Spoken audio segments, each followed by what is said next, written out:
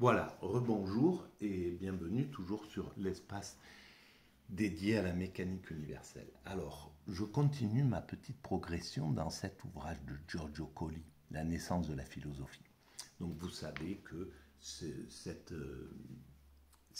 vidéos sont en lien avec mon site qui s'appelle mécaniqueuniverselle.net, mécanique universelle 2le.net. Il y a le lien en général sous les vidéos, et qui essaie de démontrer que l'humanité évolue vers son ultime perfection, la sagesse, l'extase, la paix universelle, etc. Tout, voilà, la perfection. Vous imaginez ce que peut être une humanité parfaite, unie, parfaite, eh bien voilà, c'est celle-ci.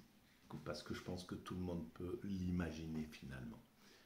Si vous aimez un peu la nature, si vous vous promenez, si vous voyez, quand on voit la beauté de cet univers et la beauté de notre planète, là, on voit que c'est un paradis en puissance. Et donc, pour nous, voilà.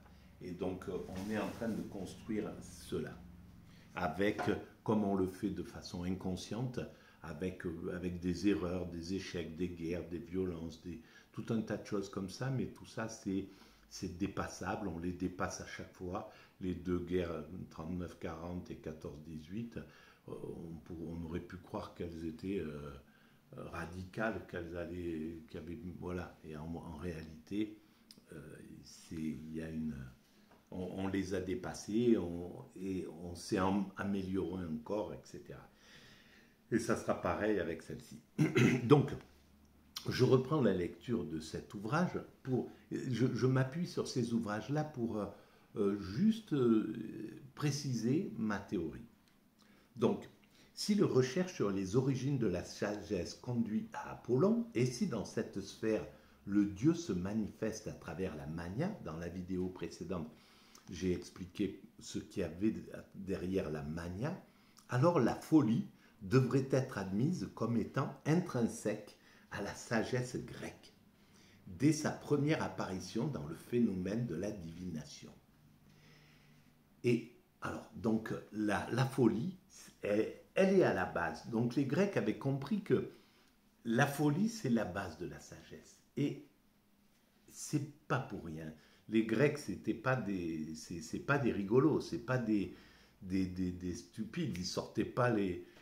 Eux, ils n'avaient pas besoin de paraître. Ils étaient dans la recherche, dans la profondeur des choses, et ils étaient hyper sérieux dans leur travail de recherche. Les premiers philosophes, les premiers penseurs grecs, et puis des autres communautés, parce que on parle des Grecs là, mais ça se passait dans le monde africain, ça se passait dans le monde aborigène, ça se passait dans le monde asiatique, etc. Donc, ces penseurs-là sont pas à regarder de haut, à prendre comme ça. Ils sont au-dessus, bien au-dessus de ce que nous pouvons même penser et de la façon dont nous nous tenons vis-à-vis de la pensée et de la réflexion, des réflexions profondes. Voilà. Et en effet, c'est précisément un sage, Héraclite, qui énonce un tel rapprochement. La Sibylle, de sa bouche folle, dit à travers le Dieu des choses sans rire, ni ornement, ni phare. Voilà. Et donc, pour lui, alors la Sibylle, on va chercher ce que c'est, je ne sais pas, on va regarder sur Internet. La Sibylle, donc, de sa bouche folle, voilà, c'est la folie. Elle dit des choses, elle dit à travers le Dieu, c'est la voix du divin en somme. Des choses sans rire, ni ornement, ni phare. Et bien ça, on le retrouve justement dans ce qu'on pourrait qualifier de folie. Par exemple, l'autisme Asperger, on pourrait le qualifier comme ça. On pourrait qualifier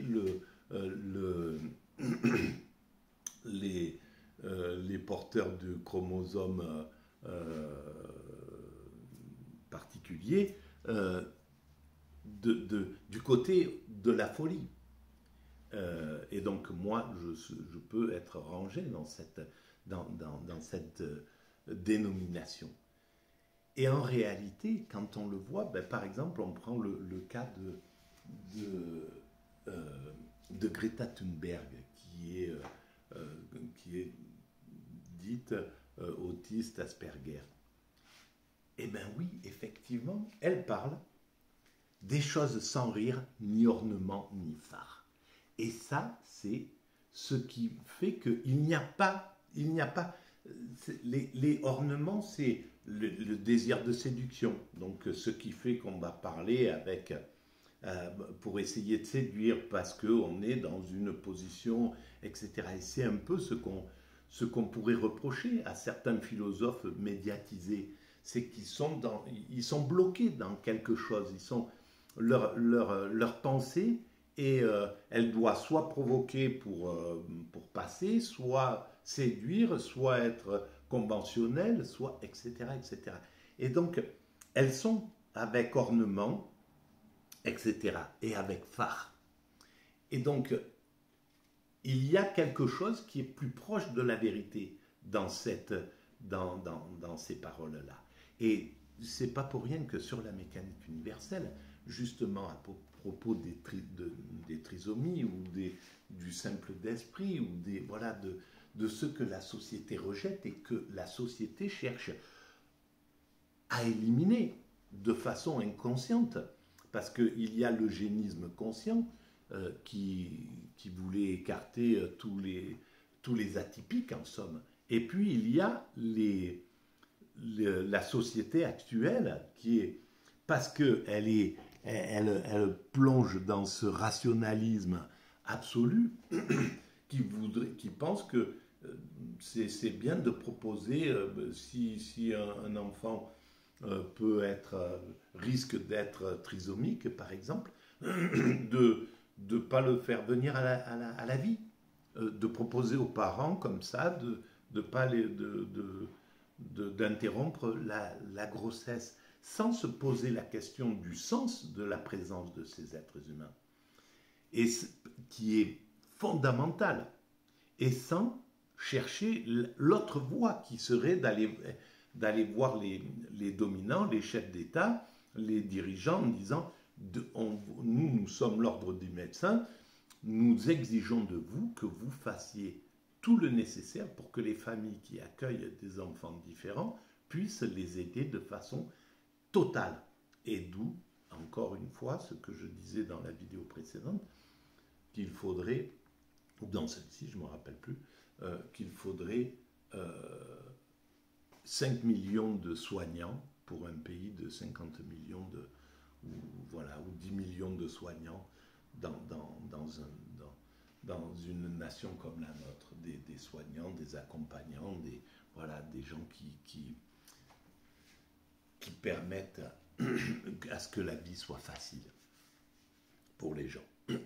Donc, voilà la question. Et donc, sur la mécanique universelle, je démontre l'importance, justement, par exemple, ce qu'on appelle les handicapés mentaux, l'handicap mental. Eh bien, c'est le plus grand résistant au libéralisme, au néolibéralisme, à toutes les valeurs aux fausses valeurs que ce néolibéralisme projette, de devenir un boss, de devenir riche, d'être dans l'élite, d'être un VIP, d'avoir telle voiture, Mercedes-Benz, d'être sapé comme ça.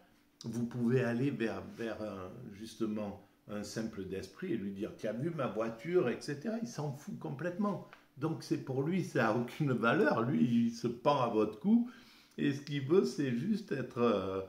c'est l'amour, c'est la joie, c'est être présent là, c'est vivre. Donc il nous explique la vérité de la vie en réalité. Parce que celui qui est le plus fou, c'est celui qui gaspille sa vie dans les honneurs, dans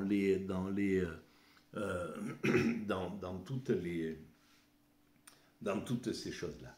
Voilà. Donc, la Sibylle, de sa bouche folle, dit à travers le Dieu des choses sans rire, ni ornement, ni phare. Ici s'accentue le détachement par rapport à la perspective de Nietzsche. Alors là, il critique justement, et ça c'est intéressant, je trouve, parce que je pense que Nietzsche, bon, moi je le critique beaucoup j'adore son travail, je le respecte à bloc, et sa vie et sa souffrance et tout ce qu'il est, mais je pense que justement il démontre par l'inverse l'évolution de l'humanité vers son ultime perfection. En la redoutant, en disant que c'est pas ce qu'il faut pas aller vers le saint en fait, il faut pas aller vers le sage, vers le saint, il faut aller vers l'aristocrate guerrier, vers celui qui ne tremble pas, c'est ça la bonne route, et en fait on voit que c'est totalement faux. Les années qu'on vient de passer, les 40 ans de néolibéralisme sont exactement sous la coupe de cette aristocratie guerrière, qu'elle soit commerçante ou qu'elle soit celle du marché, quoi, je veux dire.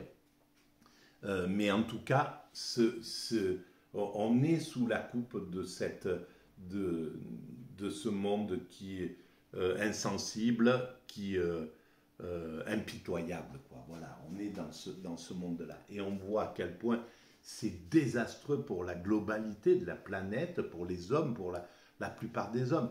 Les valeurs qui sont données, là, ces valeurs de Bernard Tapie et compagnie, en somme, c'était ça, ou Berlusconi, ou voilà, les valeurs des patrons d'industrie non, qui sont données à l'ensemble de l'humanité, c'est une catastrophe. Et donc, par rapport à la perspective de Nietzsche, non seulement l'exaltation, l'ivresse sont des signes d'Apollon, plus encore que de Dionysios, mais les caractéristiques de l'expression apollinienne, sans rire ni ornement ni phare, semblent même antithétiques à celles postulées par Nietzsche. Voilà. Eh bien oui, tout à fait. Et c'est là où il y a une différence. Et c'est clair qu'il est dionysiaque, Nietzsche. Mais enfin, voilà, je ne suis pas assez calé pour avancer là-dedans. Mais voilà, on va juste regarder la Sibylle et j'arrête sur cette vidéo. Alors la Sibylle, qu'est-ce que c'est que cette Sibylle? Sibylle. Alors la Sibylle, du grec, femme qui prédit l'avenir. Voilà, la Sibylle, c'est celle qui... Eh bien oui, c'est ça. Et c'est clair que dans l'état extatique, ou dans